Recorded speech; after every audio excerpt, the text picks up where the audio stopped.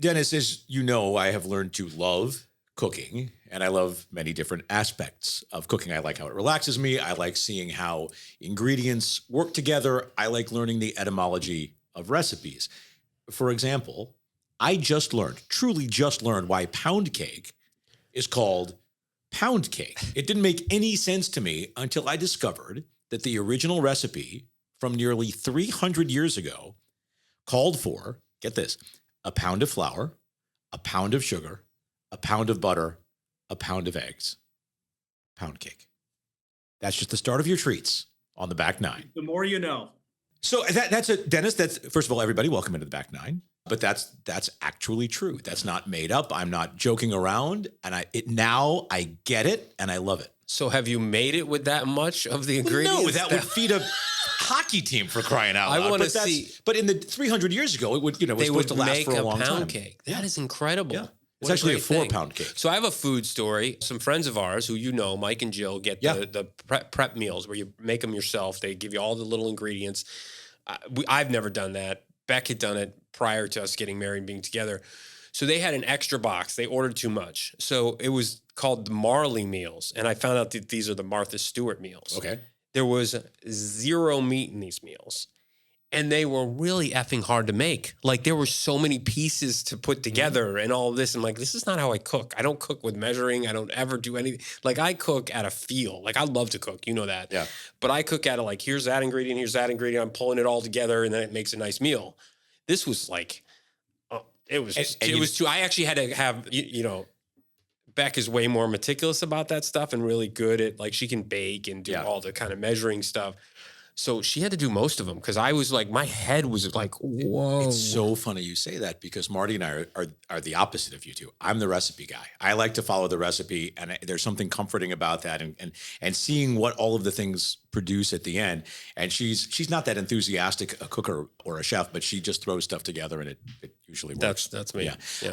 I need to ask you about what you're wearing, the burnt orange. Yeah. Is it that time of year again already? A year's gone by. Wow. So defending champs this week at the Desert Classic, going back, Team Orange won last year. Captain Scott Vanderbeek, who our guest up here will know very, very well. And our team, I'm assistant captain there with the GM, Kevin Marshall. The three of us had our team in victory mode, and we get to go back and defend the title this week. So that's going to be exciting. And go ahead. I like that you name drop these guys like they're Tiger Woods and Rory McIlroy. And I get that they're the Tiger and Rory of your group. Well, I figure I'm going to get more people to listen to at least one episode if I say, dudes, I dropped your name. I'm going to drop one more name from Granite Bay. His name is Matthew Nadeau from Sutter Wealth Management, good friend of mine who also plays golf. But Matthew, let's start with the most important thing. You're not making the trip. You had knee surgery, and you're on the shelf right now as someone who is new to the back nine. You're in your late 40s, so we're gonna just say you're on like hole 10.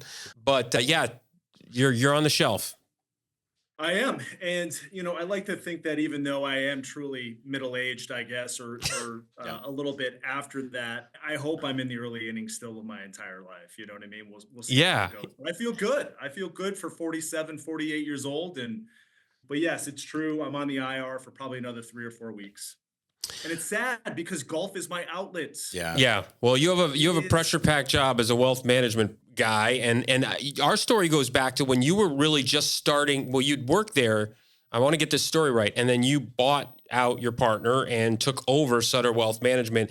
And I remember the time, that's a lot of stress as you're entering the back nine of your life to take over the commitment that you have to make financially and personally with your time. The pressure that puts on you. Take us back to that decision when you and I sort of first met and we were talking about marketing and how you were going to go out and do this with your company, because it's a bigger picture thing than just your company. It's what people kind of have to do at times, take these kind of big risks at that age. There's no doubt. And I think, when I reflect upon it, the biggest risk I've ever taken in my life to date was 4.5 years ago, and that was on myself, right? Bet big on myself. And, to take you a little bit back further, I got in the business in 2001 as a wealth manager, and this is all I know. I've been doing this for 23, 24 years, and I've worked with large corporations over the years. Specifically, Wells Fargo is one of them. I was there for 12 or 13 years. And I was just really tired of the red tape, the bureaucracy, moving my cheese and my territory and all this thing. So I decided to finally step off the hamster wheel and make a huge bet on myself at a very inopportune time in my life, I might add, because my boys, I have young kids, and going from a well-paying W-2 position that was nice and comfy and reliable, predictable to starting my own business and buying a firm, it was a huge risk, but it is paid off tremendously, and I'm really glad that I did it. So Matt, we're just meeting for the first time on this podcast here, and you don't know this about me, that I did the same thing about a year ago. Left a corporate job after 14 years in an executive role to start my own thing. I wish I had talked to you a year ago, because it might have set me up I haven't had too many hiccups or bumps in the road, but it might have gone a little more smoothly. What would your advice be financially for anybody who is looking to start to make that move away from secure employee kind of a position to going out there on their own, betting on themselves, to use your phrase?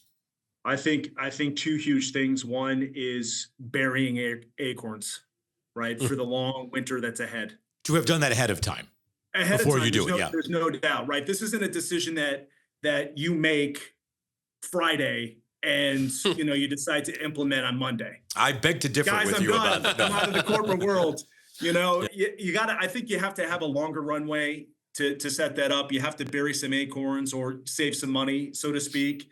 And I think beyond that, that's important, especially if you're my age and you have obligations like kids.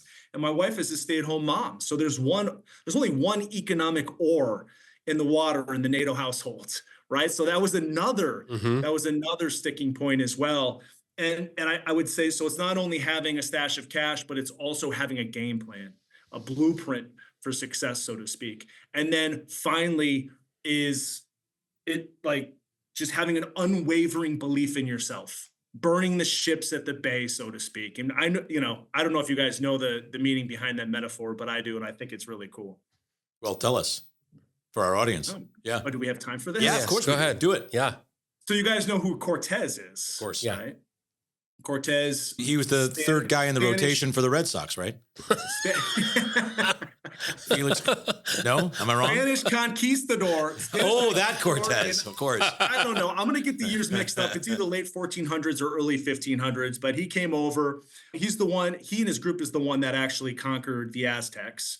And when he lands 10 ships, he's got all these men that he's in charge of. All these guys are constantly asking him month after month after month, hey, when are we going home? We have families, right? We have obligations back home. Let's get the gold and let's go. And literally this dude set fire to all of his ships so they can't return back home. There's no going back. Wow. Love that. Yeah, no, that's a great metaphor. That's a great metaphor. I do think it's incredible that you took that risk with, at the time, I guess your boys would have been, 8 and 5 or something like that, 8 and 4, something around those times. And I think that's why you and I connected too, Matt, because I did the same thing. I left a big corporate job at ABC 10 and started my own business right before you did. And I think that's why we connected. It is that sort of belief in yourself and being able to go after it. I want to now talk about what you're doing, because I know you can talk big picture about one of the reasons we wanted to have a financial advisor on was we're in the new year.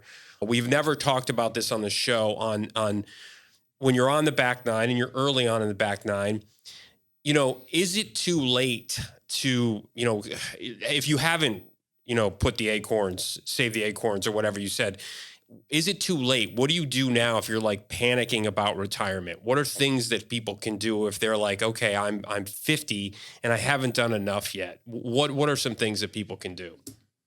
And there's plenty of people that are out there, right? For sure. Obviously we live in a wealthier community in Granite Bay, but certainly there's quite a few people that are still behind the 8 ball. And I would say if you're in that group, it's never too late, quite frankly, and you have to pay yourself first. The challenge is that most people that are in the back nine of their lives, they have other obligations, right? They have kids in college.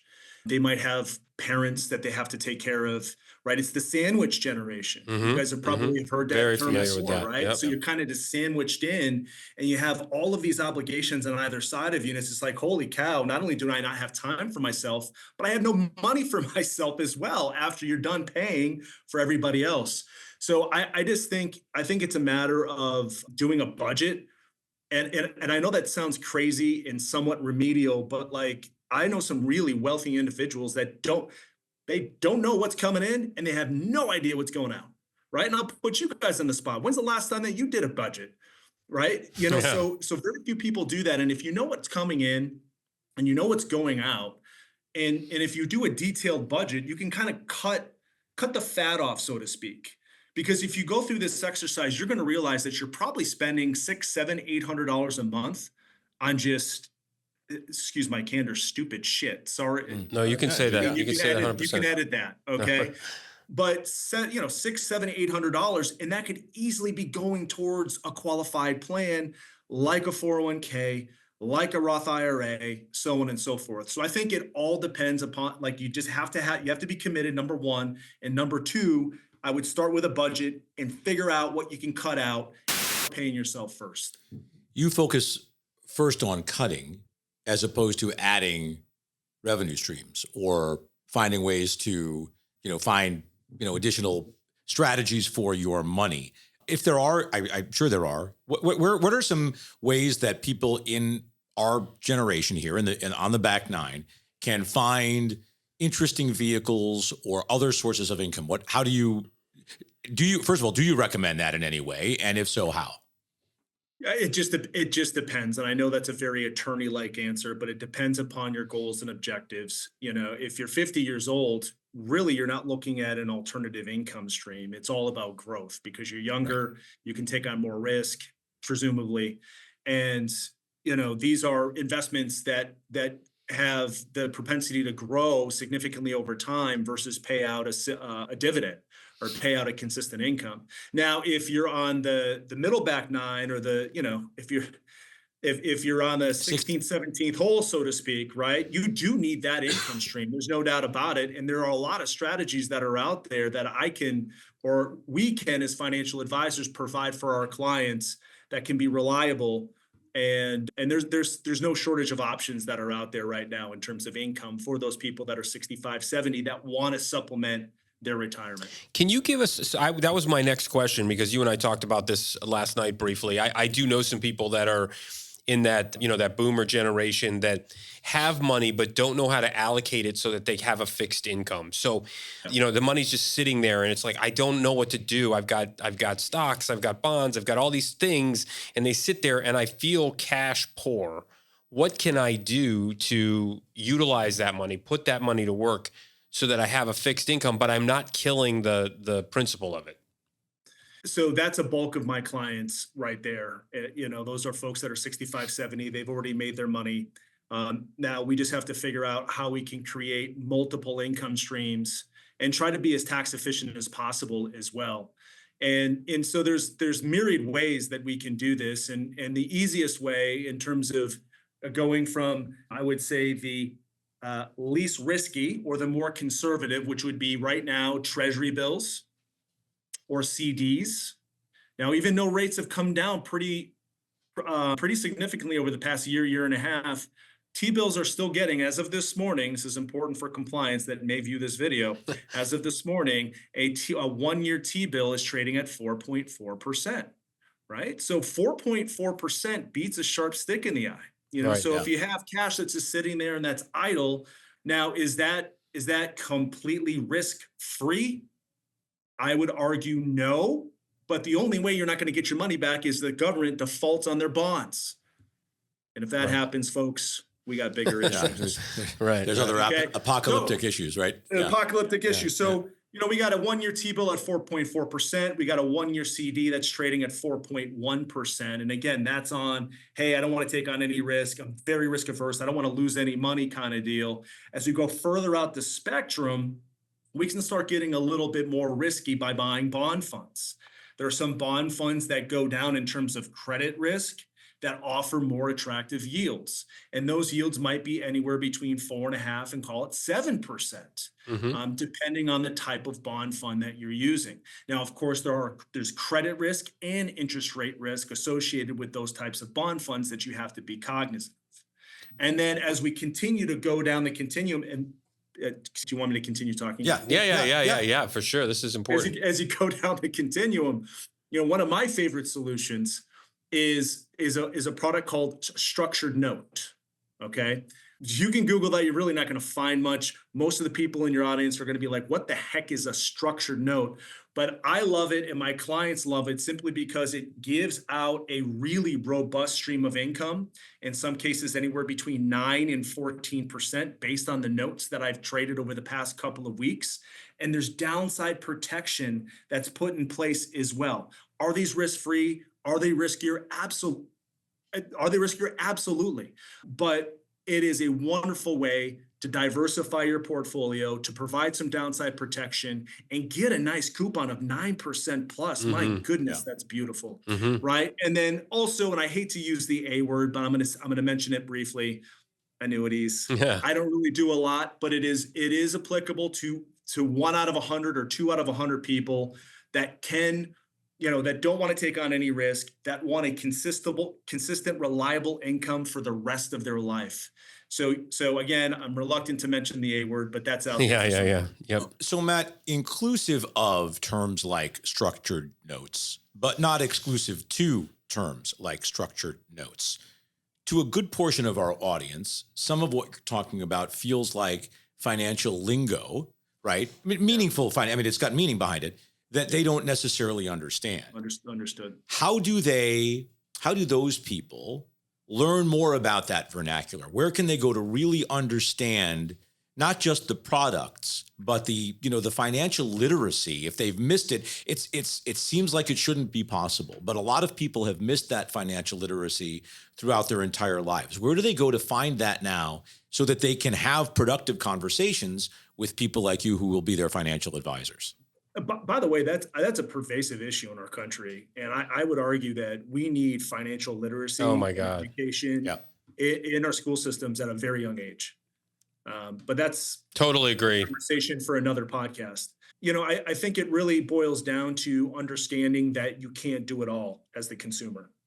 And so I often have, I bump into 5 or 6 people every single year that have $3, $4, $5 million. They've done a wonderful job of saving over the years, and they're just so reluctant to give up the reins. So reluctant to do it. These are do-it-yourselfers, right? And that's fine, but that's not a good fit for any certainly not me, but any financial advisor. So I would say, don't hand over the reins, but loosen them up a little bit. Talk to a financial professional and bounce some ideas. There's nothing wrong with having a conversation. My question, though, Matt, I don't have a problem with the answer, but my question was more specific to how do they know what questions to ask if they don't have that financial literacy? So before they even get to that financial advisor, where can they go to get that financial literacy at this age? It's not the internet. It's not the internet. It's not ChatGPT. It's just not. Although I do use ChatGPT as a resource now. Sure. Truth be told.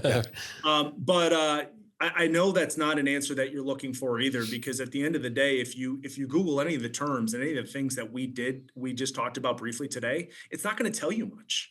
You need context. And furthermore, I would argue that everyone, not only going back to our original conversation 10 minutes ago, everyone should have a budget, figure out what's coming in, what's going out, and then more importantly, figure out what your risk tolerance and time horizon is. How much risk are you comfortable taking in your portfolio? There are resources online that will help you determine that. But then the trick is then, like, if you are holding on to those reins and you want to do it yourself, the trick is then you have to construct your portfolio to reflect that. Right. And then the real hard part is sticking with it. The problem with retail investors is that, and certainly with me and my own personal portfolio, is we make decisions with our heart, and not this, right? Because markets have been selling off now for the past couple of days. If this happens now over the next few days, I guarantee your personal portfolios that you're looking at every day, you're going to be thinking about shifting things around. Right. And that's what people do. They sell at the It's worst the worst time. Yeah. Yeah. And those of us who do it on our own like that, because we're contrarians, and I can speak from personal, like I'm okay with the dips because there'll be cash there to buy things that you've been waiting for, right? So you can be on the other side of that if you're do it yourself. You can be opportunistic if you're disciplined. Right, Yes. if you're disciplined. I wanted to talk to you about one other thing that I think is important that you and I have touched on, and that is long-term care. People are outliving their money now, right? And how do we prepare in this sandwich generation for our boomer parents who, are might outlive their money? So I guess this is twofold, because I'm not suggesting that anyone in their 40s should buy long-term care insurance, but I am suggesting that anyone that is in their 50s should take a hard look at it. Because the truth of the matter is we're going to be on this planet. If you're 50 years old, you're probably going to be on this planet for another 40 to 50 years, right? If you look at the statistics. And I have many, many clients that are in assisted living facilities right now that are anywhere between $8,000 a month and $15,000 a month, depending on where you are in the country. And that is a lot of money. And I don't care how much money you have, you could be worth $20 million. I'll tell you what, you're not going to like to write that check. You're just not. Right. And how much is that going to be in 40 years? Yeah. If it's and how much is that going to be in 40 years, right? So I'm not on a crusade to spread this message, but I think it's really important for everybody to say, okay, you know what, I'm going to, because everyone's adverse to insurance. If you've been approached, you've been on this planet for a while, someone has tried to sell you life insurance. Someone has tried to sell you disability insurance in the past, right? That's probably multiple times. And people have a huge aversion to it. I think when it comes to long-term care, the products today are much different and much better than they were 10, 15, 20 years ago. So I would get together with your local financial advisor, if you're 50 plus years old, and talk to them about long-term care and if it's a good fit for them. And I got to be honest with you, the premiums are not that bad. And most of the policies, they have these beautiful riders, these little features and benefits. Some of them have a cash component, or if you don't use it, there's cash that's accumulating that you can use for other things. So ditch the stigma of what insurance is. You might have to swallow that little pill, but you know what? You're going to be better off for it. I think, Dennis, to answer your question even more directly, for folks that have elderly parents, they're not insurable now. Right. So there's the toothpaste is already out of the tube and we can't put it back in, So take care of yourself now, which you can do. You got to kind of take care of yourself. Yeah. So you're not putting your kids in that same position. Yeah. Right. I'll add too to your point there, Matt, that not only is there a difference in a variation in the price of the ALFs, the assisted living facilities, there's also a real difference in the quality in terms of what you pay for, and it makes a difference. I want to go back to one thing you said 10, 15 minutes ago, which was talking about making a list of objectives. Again, for people with, again, middle age here, mid 50s, early 50s, how do they start to do that? What is your suggestion about how they can approach solving that problem, or asking those questions so that they can get to the answers to those questions about how they want their money to serve them over the second half of their life? Again, obviously I'm biased, being a financial professional for over 20 years. I would bite the bullet and talk to a professional. That's have them frame it for you. Try to get a referral. Of course, I'm a CFP, so of course I'm biased again. I think everyone should be working with a certified financial planner. And for folks that are in the audience, a way that you can do that is you can actually just go to, I think it's cfp.org or cfp.com, one of those things, and you can actually search for CFP for professionals in your area, which is really cool too. And you might even, if you bring up a list of, like, say, 20 financial advisors that have their CFP in your local community, you might even know one or two of them that you can approach to have these conversations with. Just to kind of give you a short list of things, because I know that we're going to be wrapping up here soon. And this is important to me. And these conversations, these topics dominate my conversations with my clients that are over 50.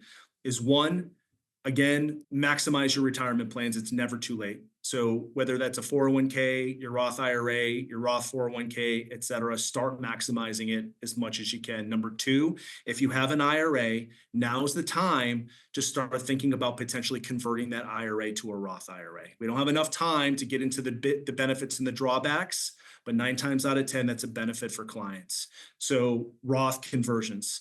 Thirdly, most of the people in the audience probably make over a certain amount of money, which disqualifies them from making a Roth IRA contribution. I would recommend doing backdoor Roth IRAs, which is an absolute no-brainer. And I can go into that more if you guys want to, but I think it's all about long-term care insurance. I think it's about Roth IRA conversions, backdoor Roth IRA contributions, and retirement planning, budget planning. And then also, more importantly, do you have all your estate planning? Mm-hmm. Right? Do you have wills? Do you have a will? Do you have a living trust? That stuff is so important. And you'd be surprised at how many people that are wealthy that do not have that stuff in place. People automatically assume, oh, he's worth $20 million. He's got to have a trust. No, not necessarily. Right.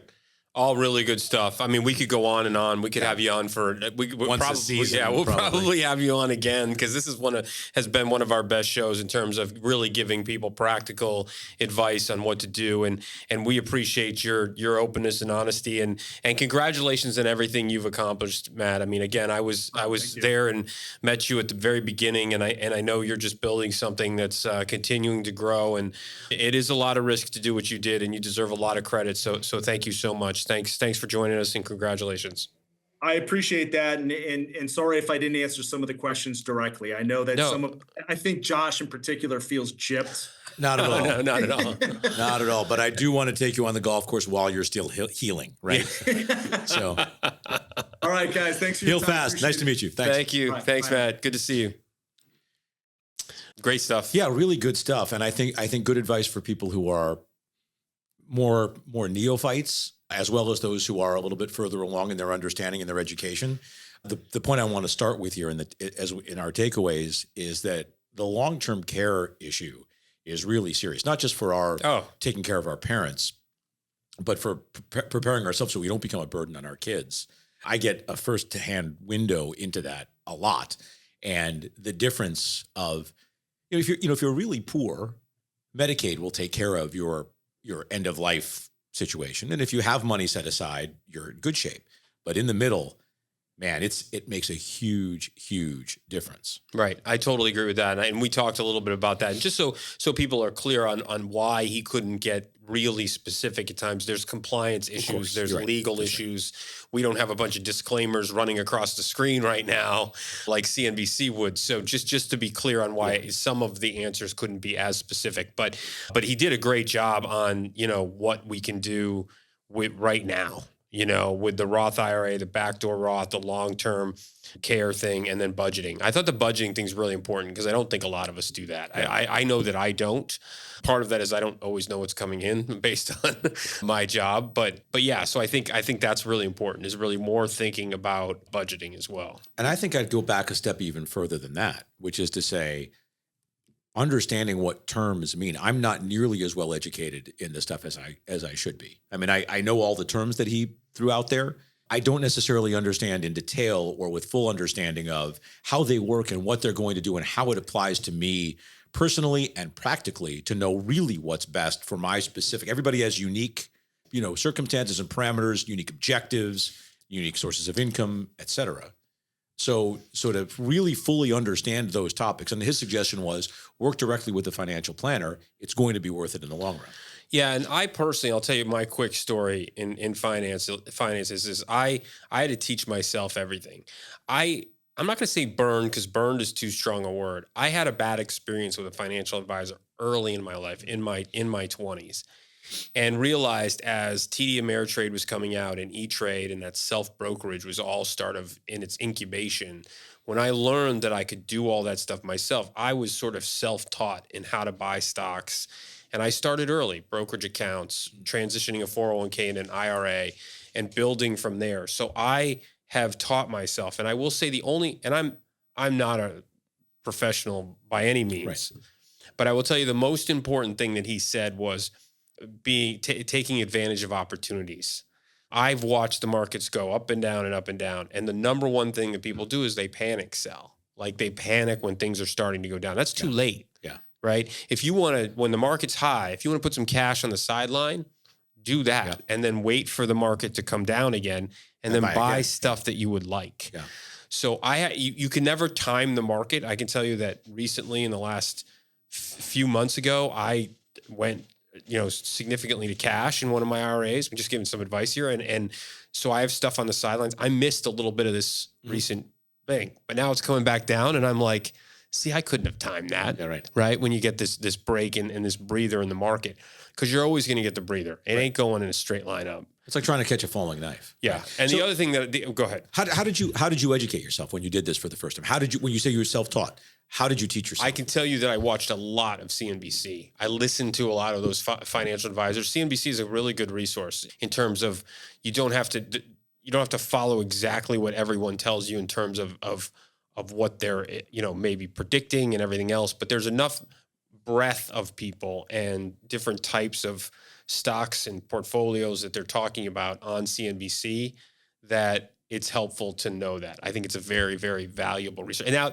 that was back then. Now there's even more financial channels that you can follow. Well, and you can read stuff too. There's plenty of good books on a lot of the stuff that I'm saying. I think it would be to watch CNBC not for specific advice, but just to learn how people talk about it and to learn what certain things do and what certain things mean. And to know to go back to what you said, which is know what questions to ask. You can really learn that from CNBC. That's what what is an option? What is a put and a call? Like, what are those things? How do they work? All of that stuff. So, so I think that CNBC, is sort of self-taught. And then you learn by making mistakes. You learn that I shouldn't ever buy penny stocks. That was really dumb. I lost, a little bit of money on penny stocks. I need to buy really good companies that are going to be around for a long time, like Coke and Google and, and Johnson & Johnson and things like that, like companies that are not going anywhere. If you buy those companies, those kinds of businesses, and they're in a retirement fund and you keep buying those stocks from the time you're like 30 until the time you're 65, you're going to be fine. You're going to be good shape if you buy those kinds of things. So, and the number one thing I agree with him the most is that we have done the piss poor job in this country teaching our kids financial literacy. I had to be self-taught. I'm doing everything I can, even kicking and screaming. My oldest daughter doesn't want to hear anything about it. She's like, it stresses her out. I'm like, I'm sorry this stresses you out when I want to talk to you about money and your retirement, but you learn from my mistakes. I'm trying to help you, So it's crazy that these kids get 4-year college degrees and walk out and they don't even know how to do their taxes. They don't even know how to invest in anything. They don't even know what a retirement fund is. They might not even necessarily realize how their student loans work, which really pertains to them directly. Yes. Yeah. So really, really happy that we finally did this into the new year where we talked about doing this for a while. And I really think this is something that back niners need to be thinking about and talking about, and we'll stay on this. Yeah, I think it's important because we need to help people, and I'm included in this, to not be afraid of what their money can do and what money means. And another lesson for the 20-somethings also, right? Understand that there's a reason. Money is energy, right? It's called currency, right? And currency applies to electric as well as to finance. And I don't think that's a coincidence because there's an energy around money. We need to embrace it in order for it to be successful for us. And we never even touched on crypto, which we'll have to do a whole show on that because I do have very strong opinions about how important that is as a part of your portfolio is being involved in crypto. And actually Matt and I have talked about that on several occasions way back. We'll get a crypto expert to come and talk to us about that. We'll get a crypto expert and much more in future editions of the Back Nine. See you then.